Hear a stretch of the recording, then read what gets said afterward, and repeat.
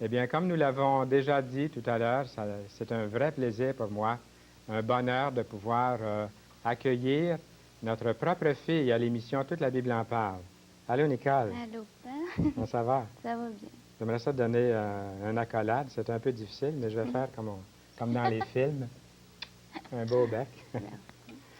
Et toi, c'est pas du chinois, Toute la Bible en parle, puisque tu as aidé autrefois ici. Est-ce que tu peux nous rappeler ce que tu faisais à Toute la Bible en parle il y a quelques années En 72, peut-être?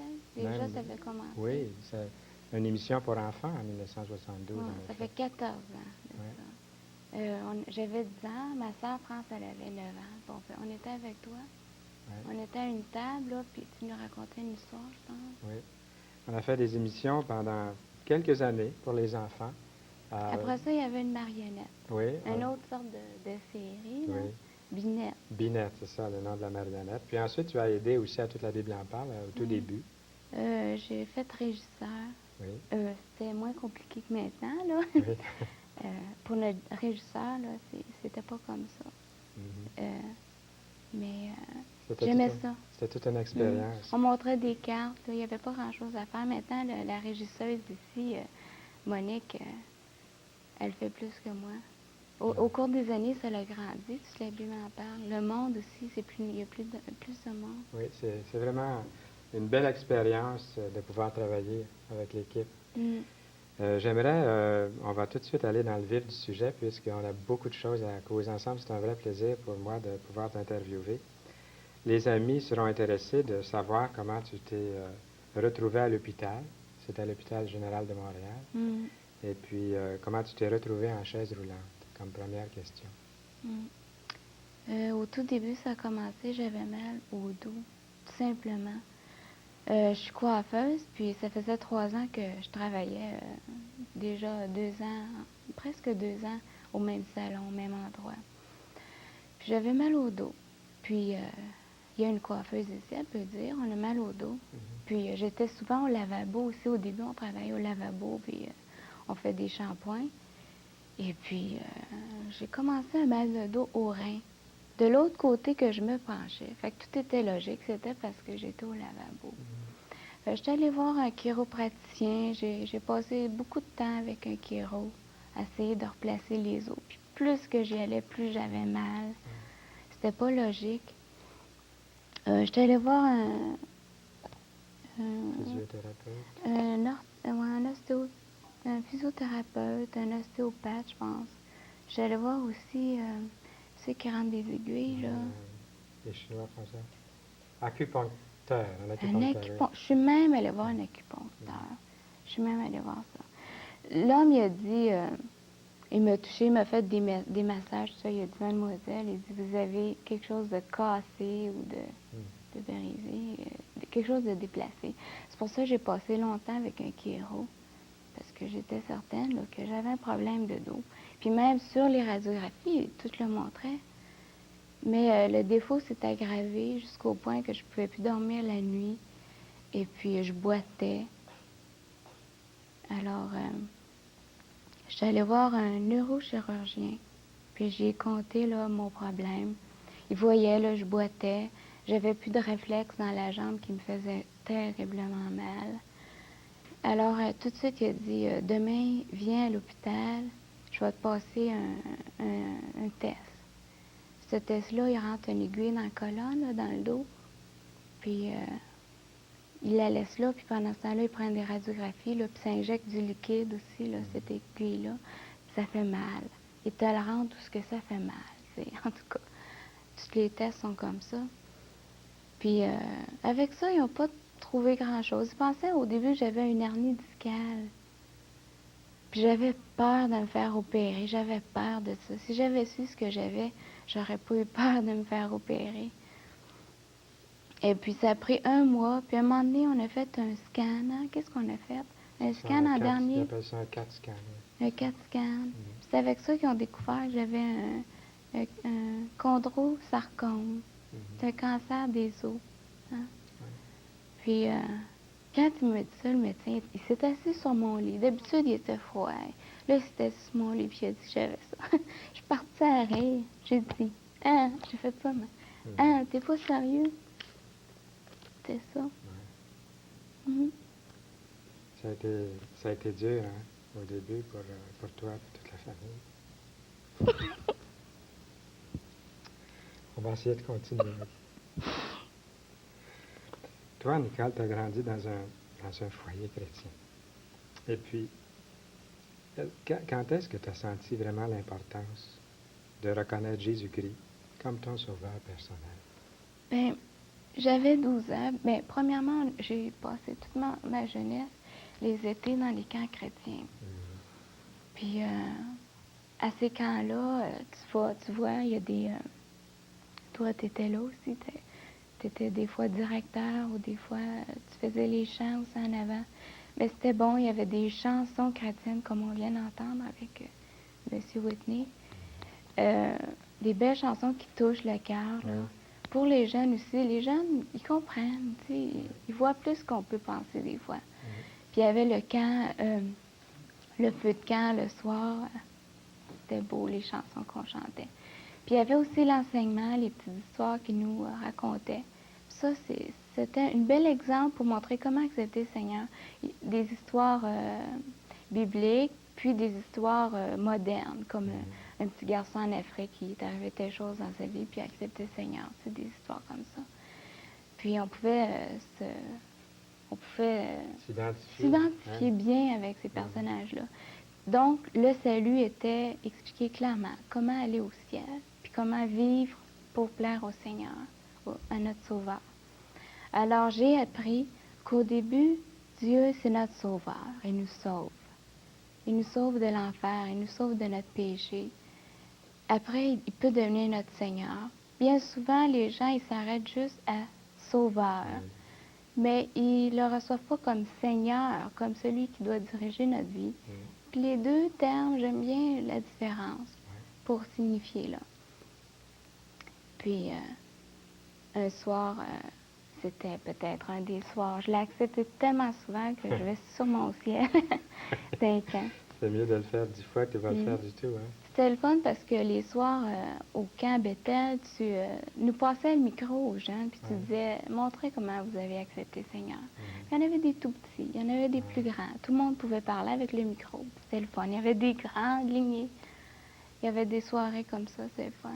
Puis tu écoutes les autres, puis tu te dis, moi, je peux-tu y aller dire en avant? Puis des fois, tu peux pas. C'est à ce moment-là que tu te dis, je l'ai-tu accepté, Seigneur? C'est-tu vraiment clair là, que je l'ai fait? Je l'ai peut-être fait de même. Une fois, j'ai peut-être manqué de me noyer. Tu sais. Puis là, je dis, je pense à toi, Dieu, mais c'est pas comme ça. Il faut vraiment le faire, là, tu sais, vraiment le demander d'être sauvé. Puis c'est à ce moment-là, quand l'appel se faisait tous les soirs, si vous voulez être sauvé, venez en avant pour le témoigner aux autres que vous êtes chrétiens, là, maintenant que vous êtes sauvés. Pas chrétiens, mais sauvés.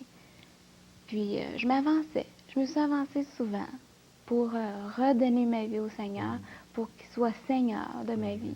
Parce qu'il m'avait déjà sauvé une fois, mais il était peut-être pas tout à fait Seigneur encore. Il y avait des choses là, qui ne marchaient pas. Puis il y en a toujours. Il faut toujours se refaire à ça. Quand on a 20 ans ou 50 ans. Oui. Maintenant, j'ai 24 ans, puis je le refais encore. Pas parce que j'ai peur de ne pas être sauvée, mais juste pour qu'il soit le Seigneur. Quand j'entends un bon message, souvent, je dis, je n'avais pas été sauvé. Ce soir, je l'aurais accepté, puis je suis venu au Seigneur. Je vais te demander encore d'autres choses, si tu me permets. Te demandes-tu quelquefois, Nicole, comment se fait-il qu'un chrétien peut tomber malade? Moi, je pense pas que c'est le rapport vraiment, là. On peut dire, comme on dit, c'est la vie, c'est mère nature. Je pense pas que c'est le rapport avec si on est chrétien ou pas. C'est que le rapport où il se fait, c'est de la façon qu'on l'accepte, c'est de la façon qu'on voit Dieu là-dedans. Si je savais que j'étais pas sauvée, puis que j'avais pas cette relation avec le Seigneur, ma Bible, tout ça, je pourrais me révolter et dire, ah, Dieu t'existe pas, mais je sais qu'il existe. Alors je dis pas ça. Je pourrais dire, ah, Dieu, tu m'écoutes pas, t'es pas avec moi. Je sais qu'il est, alors je peux pas dire ça. Alors, je sais pas, là, ça n'a pas rapport. Peut-être que tu as de quoi à dire. Non, je trouve que ce que tu dis là, c'est très important. C'est très beau. Ma prochaine question est presque insignifiante, mais je la pose quand même. Y a-t-il des jours ou des moments où Dieu te semble tellement loin ou même absent au travers de cette épreuve que tu vis? Non, non, jamais. Le plus loin que je suis allée, là, c'est un moment donné, je pleurais, puis j'ai pensé, ah Dieu, t'es-tu là, tu m'écoutes comme il faut? C'était même pas, tu m'écoutes pas, je me suis jamais révoltée. Jamais. Ça, je suis certaine. J'ai jamais dit, ah, pourquoi moi? J'ai jamais dit ça. Pas pour me vanter, parce que j'ai confiance que le Seigneur a mis ça. C'est pas le Seigneur qui a mis ça, c'est la vie. Les arbres poussent, les gens sont malades, les gens sont heureux. Pourquoi un méchant qui vole, il est riche toute sa vie? Pourquoi quelqu'un qui est bon attrape le cancer? Je ne sais pas. Ouais. Le Seigneur a dit, quand les disciples lui ont posé la même question, je te rappelle, il leur a dit, le Seigneur a dit, c'est pas parce que ses parents ou lui ont péché, mais il dit, c'est pour que le nom du Seigneur Jésus-Christ soit glorifié. Ouais. Que ressens-tu face à cette épreuve? J'aimerais que tu nous montres tes belles cartes que tu fais tout en répondant à cette question. Je ne sais pas si on peut les voir, là. Je ne sais pas laquelle caméra va prendre ça. Ça va peut-être être Raymond, le caméraman. Tu vas prendre ça, oui. Je fais des cartes avec les enveloppes ici, là. Oui. Nico, hein? Puis je signe Nico. C'est des fleurs séchées. Puis j'en fais des grosses, des petites, là. Très, très joli. Très, très beau. Je vais vous montrer juste un autre, là. Oui, montre un petit peu plus longtemps. Ça, c'est des pétales, comme on voit, là. Je prends des fleurs, je les fais sécher. Des fois dans ma Bible. Pour la grosse comme ça, là, c'est ma Bible. J'ai fait sécher dans ma Bible. Elle n'est pas à vendre. Il y en a, justement, j'allais te demander. Parce que tantôt, tu étais en train de... Non, tantôt, j'en ai vendu à quelqu'un, là. Oui. Les petites sont toutes à vendre, là, mais la grosse, non. J'en ai d'autres. Tu te tiens bien occupé à l'hôpital, hein? Oui, c'est mon passe-temps. C'est le fun, ça. Les gens, soit qu'ils apportent les fleurs, puis que je les fasse sécher, ou soit que je les amène déjà séchées. Puis je fais des cartes spéciales pour eux autres. Puis, Alors, je reviens à ma question. Que ressens-tu face à cette épreuve? Tu sais, les sentiments profonds, tu nous en as déjà parlé un petit peu tout à l'heure. Peut-être que ce n'est pas nécessaire d'y revenir, mais est-ce qu'il y avait quelque chose, encore des sentiments ou des émotions que tu ressens dans ton âme que tu aurais voulu partager? Je me demande juste qu'est-ce qui va arriver. What next? C'est juste ça. Puis étant donné que je ne peux pas le savoir, alors je suis dans le présent. Oui, c'est ça. Hein? On a appris ça à On vivre n'a pas le aujourd'hui. choix. On ne sait pas qu'est-ce qui va arriver. C'est important de vivre le jour que le Seigneur nous donne. Oui. J'ai vu qu'il arrivait quelque chose de difficile. Je savais pas que ça allait arriver. C'est pour ça que j'étais tellement surpris. J'ai dit ça au médecin, mais je savais pas, on sait jamais. Puis qu'est-ce qu'il y a de nouveau? Ça pourrait être super merveilleux. Je pourrais guérir ou... C'est un Dieu de miracles. Il peut y avoir toutes sortes de guérisons avant la guérison corporelle aussi. Si tu veux, il nous reste à peu près 2 minutes et demie de notre entretien. Ça passe tellement rapidement, c'est épouvantable. Et j'aimerais que tu nous lises ce que tu as trouvé dans la parole que tu m'as lu avant l'émission. J'ai 2 versets, là. C'est Psaume 143, 8.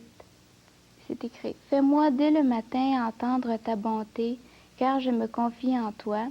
Fais-moi connaître le chemin où je dois marcher, car j'élève mon âme à toi. » Puis il y en a un autre ici. Malachie. Oui. C'est Malachie 3, 10.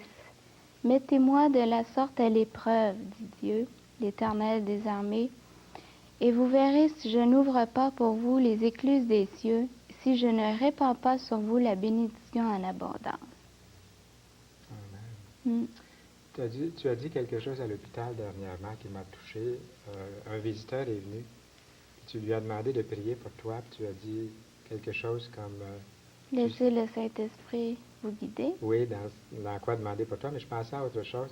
Tu as dit à quelqu'un, il suffit qu'une seule personne prie pour toi pour que Dieu fasse... Oui, peut-être que quelqu'un attend la prière d'un cœur difficile, là, d'un cœur endurci, pour que moi je sois guérie. Alors, vous avez entendu ça? C'est le vœu de Nicole, je pense, Oui. que vous puissiez vous unir dans la prière, de ne pas abandonner, de continuer. Mm. Tout à l'heure, à la fin de l'émission, pour à peu près 5-6 secondes, ce sera le mot de la fin. Mm. Est-ce que tu aimes entendre Jacques et Claude? Oui. C'est bon de les avoir avec nous. C'est vraiment un privilège. Et puis, j'aimerais te poser une dernière question, peut-être quand on revient tantôt, mais où laisser le Saint-Esprit te diriger dans quelque chose. Seulement Dieu peut vraiment donner la paix. Et nous passons maintenant au mot de la fin avec Nicole. Nicole, une dernière parole à nos amis, nos auditeurs. Justement, à mes amis, à tous ceux qui me connaissent ou que je connais, je souhaiterais qu'ils s'arrangent pour que Jésus vienne, dirige leur vie, pour qu'on puisse se rencontrer tous au ciel un jour. Parce que je veux les revoir. Amen. Ils veulent peut-être me revoir aussi. Ils savent comment. Ouais.